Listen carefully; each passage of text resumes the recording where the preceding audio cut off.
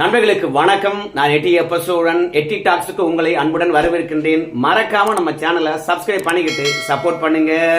இன்னைக்கு என்ன பார்க்க போறோம்னு கேட்டீங்கன்னா, இஸ்ரேல் ஈரானுக்கு ஒரு வார்னிங் கொடுத்திருக்கிறது. ஈரான் சிகப்பு கோட்டை கடந்து விட்டது, இனி சரணடை அல்லது செத்துமடி, கோளவரி கொண்டு தாக்க போறோம் அப்படின்னு கடைசி எச்சரிக்கையை விடுத்திருக்கிறது. இதுக்கு என்ன காரணம்னு கேட்டீங்கன்னா, போர் முறையில் சர்வதேச சட்ட திட்டங்களை ஈரான் மதிப்பதே கிடையாதாம. ஏன்னா இஸ்ரேலுடைய மிகப்பெரிய மருத்துவமனை மீது செகல் ஏவுகணை கொண்டு கிளஸ்டர் பாம் மூலமாக தாக்குதல் தொடுத்திருக்கிறாங்களாம். அதன் மூலமாக 10 லட்சம் பேருக்கு மருத்துவ வசதிகளை தந்து கொண்டிருந்த சொராக்கா மருத்துவமனையானது தூள் தூளாக இருக்கிறதாம்.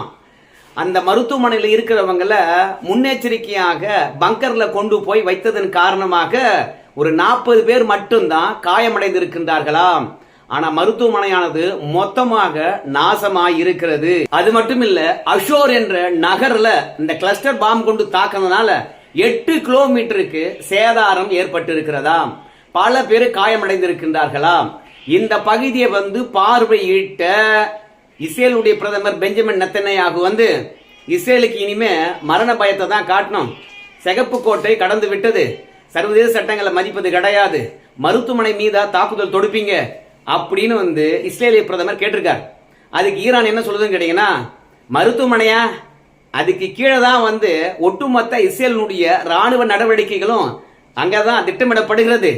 இரண்டாவது, ஆயுத தொழிற்சாலை அது கீழே தான் இருக்குது. பேருக்கு தான் மருத்துவமனை, கீழே ஒட்டுமொத்தமாக ஆயுதம் தான் தயாரிச்சிருக்காங்க. எங்களுக்கு என்ன தெரியாதா? அடா யோகிய சிகாமணி மாதிரி பேசுறானே இந்த இஸ்ரேல்காரன். அமாசுடைய போராளிகளை தாக்கி அழிக்கிறேன்னு சொல்லிவிட்டு காசாவில் 36 மருத்துவமனைகள் மீது தாக்குதல் தொடுத்தான். அந்த தருணத்தில் என்ன சொன்னாம, காசாவில் மருத்துவமனை கீழே பாத்தீங்கன்னா அமாஸ் போராளிகள் தங்கி இருக்கிறாங்க அப்படின்னு சொல்லிட்டு 36 மருத்துவமனைகளை காலி பண்ணான். அப்போதெல்லாம் சிகப்பு கோட்டை அவன் கிராஸ் பண்ணவே இல்லையா? நாங்க மட்டும் தான் கிராஸ் பண்ணிட்டோமா? அதெல்லாம் இருக்கட்டையா, ஒரு மருத்துவமனை தானே அடிச்சோம். ஆனா போர் தொடங்கி 7 நாள் ஆச்சு. இந்த 7 நாளுக்குள்ள ஈரானுக்குள்ள பாத்தீங்கன்னா 2 மருத்துவமனைய இஸ்ரேல்காரன் அடிச்சிருக்காயா. இத உலக நாடுகள் கேட்காது. ஆனா இஸ்ரேல் மீது மட்டும் நாங்க குண்டு போட்டா எங்களை கேட்பீங்களா அப்படின்னு சொல்லியிருக்கிறாங்க. மருத்துவமனை மீது தாக்குதல் தொடுத்ததும் அசோர் என்ற நகர் முழுவதும் ஈரான் அழித்ததன் காரணமாக இஸ்ரேலுடைய ஷேர் மார்க்கெட் ஆனது 3% விழுந்திருக்கிறது. பல கோடி ரூபாய் இழப்பு ஏற்பட்டிருக்குது. அதனால செம்ம கோபம் இஸ்ரேலிய பிரதமருக்கு. அதனால தான் சிகப்பு லைனை கடந்து விட்டது ஈரான். இனி உச்சபட்ச தலைவரை ஒழிப்பது மட்டும்தான் தீர்வு அப்படின்னு ஒரு முடிவுக்கு வந்திருக்கிறாங்க. இஸ்ரேல் இருக்கக்கூடிய பல முக்கிய சட்டம் இயற்றக்கூடியவங்களும் பல அமைச்சர்களும் என்ன சொல்றான்னு கேட்டீங்கன்னா, ஹிரோஷிமா நாகசாகி பற்றியான விவரங்களை ஈரானுக்கு சொல்லி கொடுங்க, எப்படி இருண்டு போயிருந்தது ஜப்பான் என்ற விஷயத்தை எடுத்து சொல்லுங்க.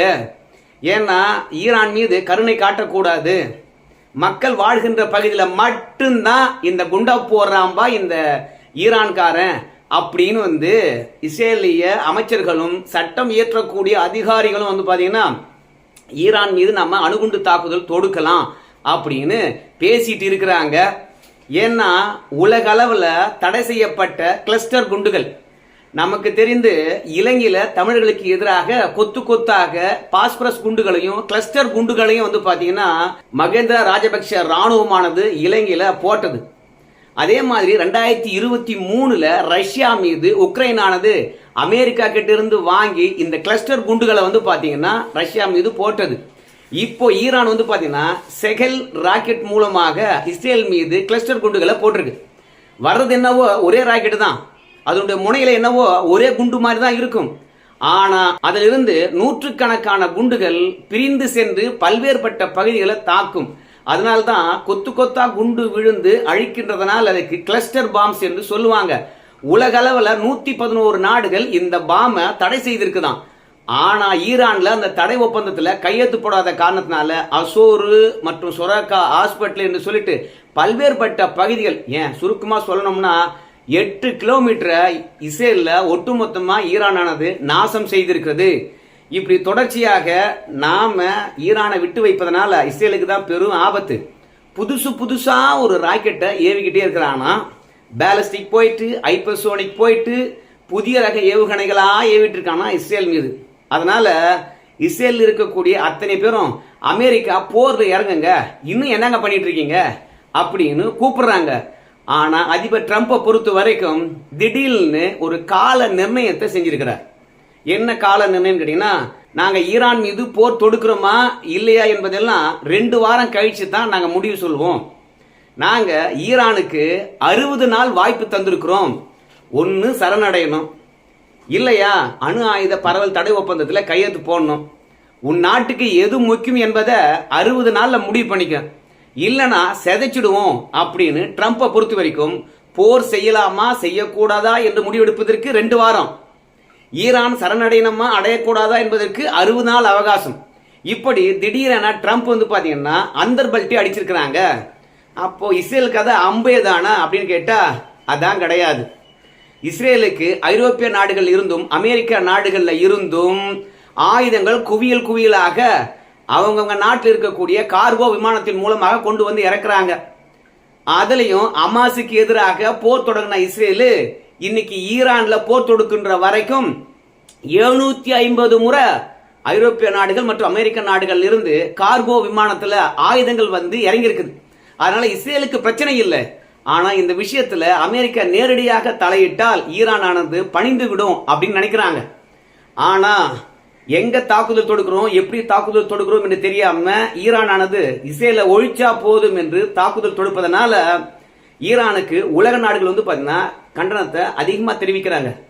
சோ ஈரானை பொறுத்த வரைக்கும் இப்போ அமைதி பேச்சுவார்த்தைக்கு போலாமா அப்படின்னு சொல்லிட்டு கொஞ்சம் ஐரோப்பிய நாடுகள் தலைவர்கிட்ட எல்லாம் பாத்தீங்கன்னா நேரடி பேச்சுவார்த்தையை ஈரானுடைய பாதுகாப்பு அமைச்சர் பேசிட்டு இருக்கிறாரு. சோ இந்த பேச்சுவார்த்தையானது அடுத்த கட்டத்துக்கு முன்னேறுமா என்னன்னு தெரியல.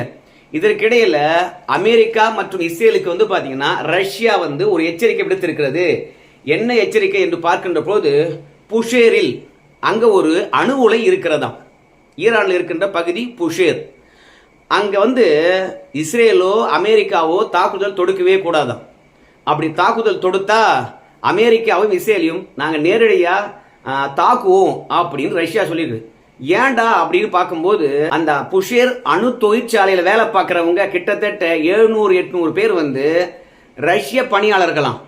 அவங்கெல்லாம் நான் எங்க நாட்டு கூட்டுக்க மாட்டோம், தொடர்ந்து வேலை பார்ப்பாங்க, நீங்க எங்க வேண்டுமானாலும் தாக்கிக்குங்க, அந்த இடத்துல கை வைக்காதீங்க, நடக்கிறது வேற அப்படின்னு சொல்லிவிட்டு இஸ்ரேலுக்கும் மற்றும் அமெரிக்காவுக்கும் ரஷ்யா பாத்தீங்கன்னா கடும் எச்சரிக்கையை விடுத்து இருக்கிறது.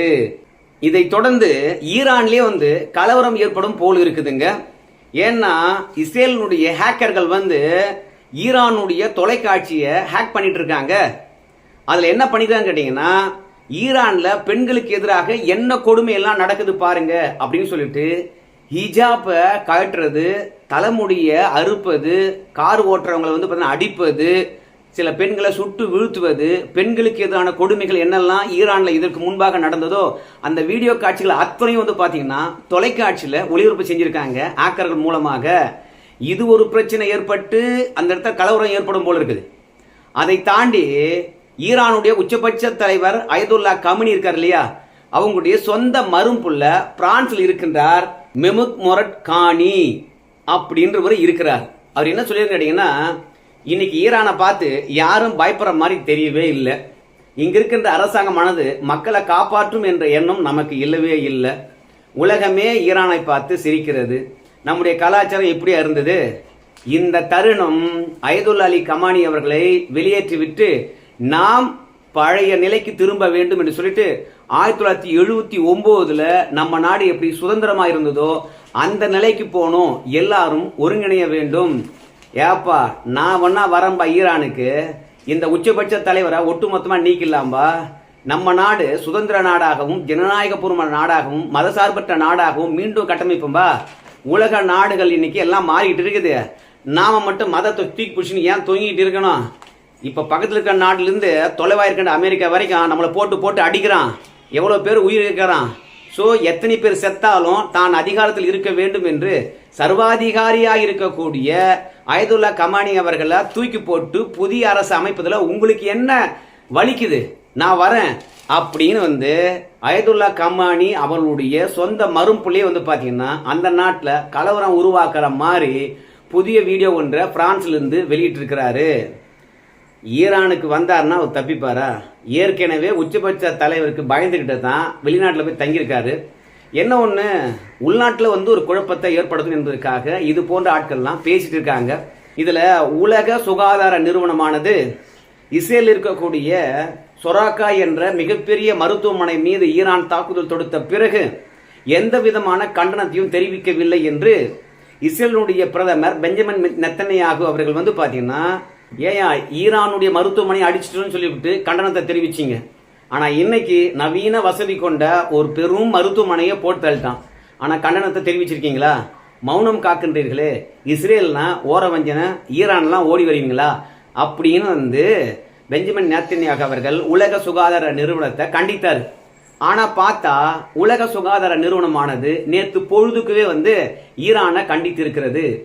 சர்வதேச சட்டங்களை மதிக்க வேண்டும் அப்படின்னு சொல்லிட்டு உடனடியாக ஈரானை பொறுத்த வரைக்கும் அமாஸ்ல பல பேர் வீடு இழந்து வாசல் இழந்து உணவுக்காக போராடுகின்ற பொழுது கூட வரிசையில் இருக்கக்கூடிய உணவு வாங்குகின்ற பொதுமக்களை அமாசு போராளிகள் என்று சொல்லிட்டு வரிசையா சுட்டு தள்ளினவன் இந்த இஸ்ரேலுக்காரன். அவனுக்கு சப்போர்ட்டா?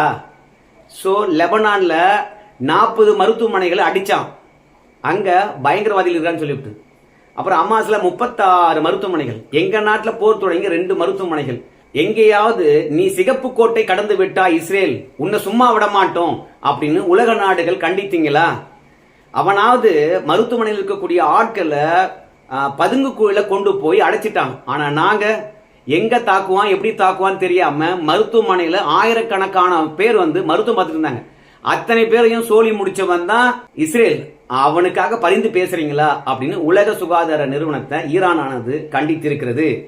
இன்னும் சில வார்த்தைகள் ஈரான் இடத்திலிருந்து என்ன வருதுன்னு கேட்டீங்கன்னா, ஏப்பா இஸ்ரேல்காரன் வந்து மருத்துவமனை அடிச்சுட்டான்னு சொல்றான், அது உண்மைன்னு சொல்லிட்டு நீங்க நம்புறீங்களா? இதெல்லாம் ஃபால்ஸ் நியூஸ்ப்பா. நிச்சயமா நாங்க மருத்துவமனை மீது அடிக்கவே இல்லை. நாங்க அடிச்சது இஸ்ரேலினுடைய ராணுவ தளங்கள் மீது தான்.